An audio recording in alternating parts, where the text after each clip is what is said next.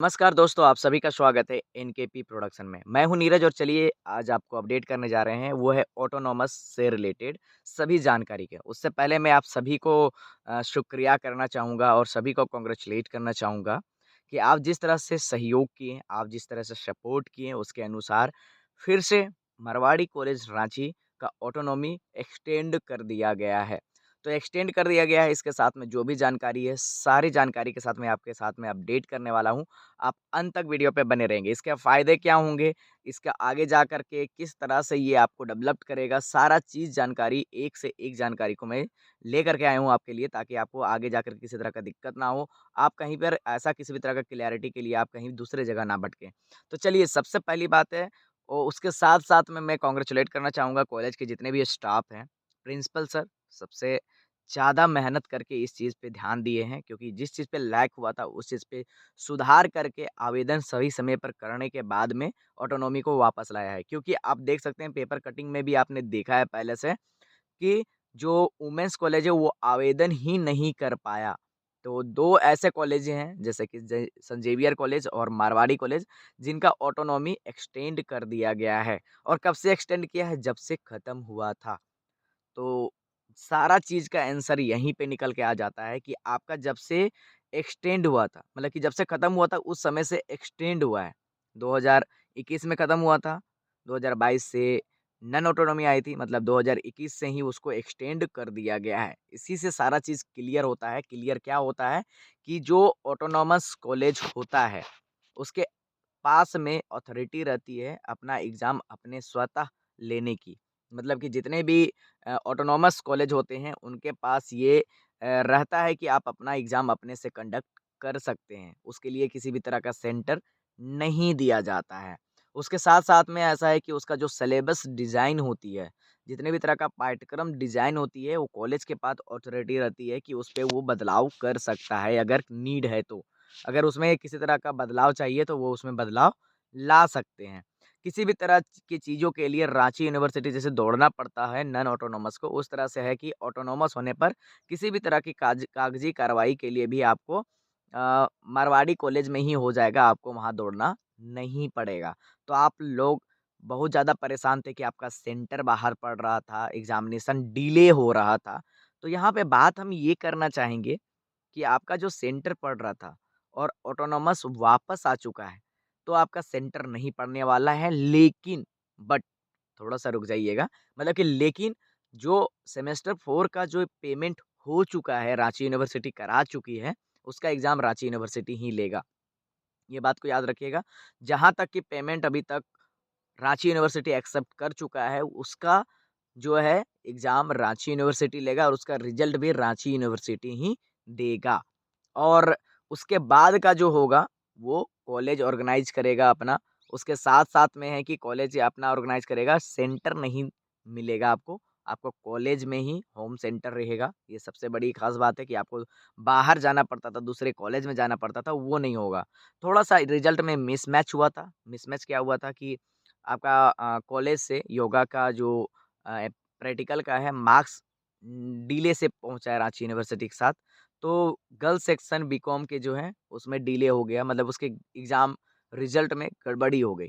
लेकिन आगे से ऐसी स्थिति नहीं हो पाएगा, ये बात आप देख लीजिएगा क्योंकि आपका कॉलेज से ही सारा चीज़ हैंडल होने वाला है।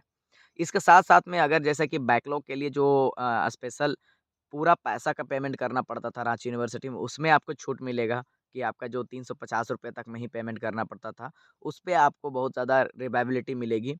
और यहाँ तक कि इम्पैक्ट है जो डायरेक्टली 30,000 स्टूडेंट को इम्पैक्ट मिलने वाला है।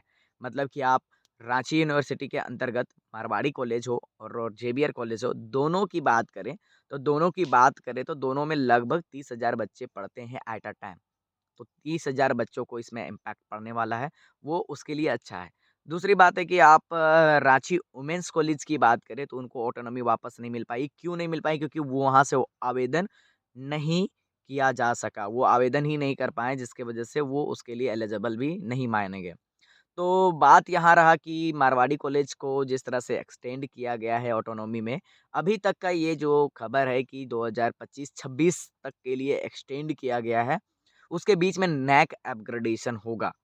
और नेक अपग्रेडेशन होता है, अगर नेक अपग्रेडेशन में ए अगर आ जाता है तो आप याद रखिएगा कि आपका उसके बाद 10 साल के लिए और भी एक्सटेंड हो जाएगा।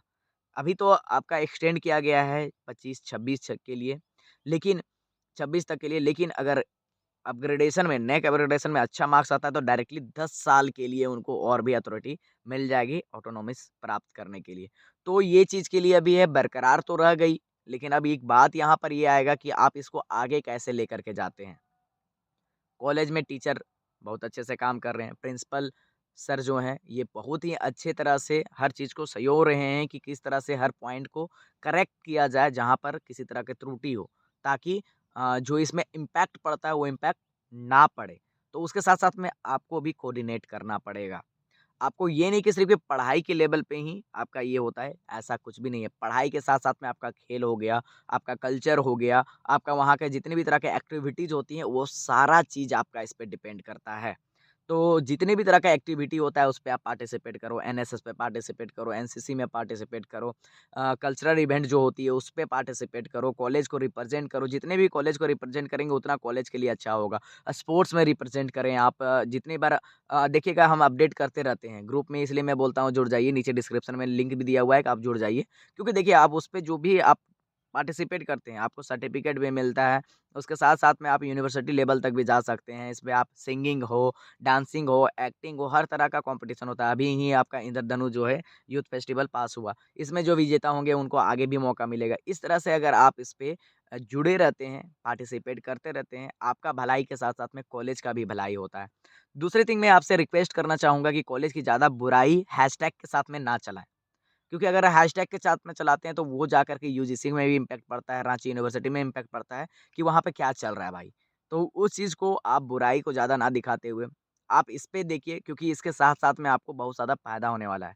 अब कुछ मैं बात करने वाला हूँ कि कुछ-कुछ ऐसे होंगे जो इस पे आपका अपना क्रेडिट लेने के लिए आ जाएँगे कि मैंने करवा दिया, मैं करवा दिया। मैं तो कभी क्रेडिट नहीं लेने जाऊँगा कि मैं करवा दिया हूँ।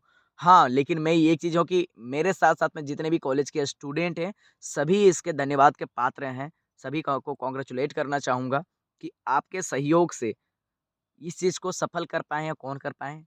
कॉलेज कॉलेज के टीचर, कॉलेज के स्टूडेंट, कॉलेज के स्टाफ, कॉलेज के टीचिंग, नॉन टीचिंग स्टाफ सभी का अहम योगदान है।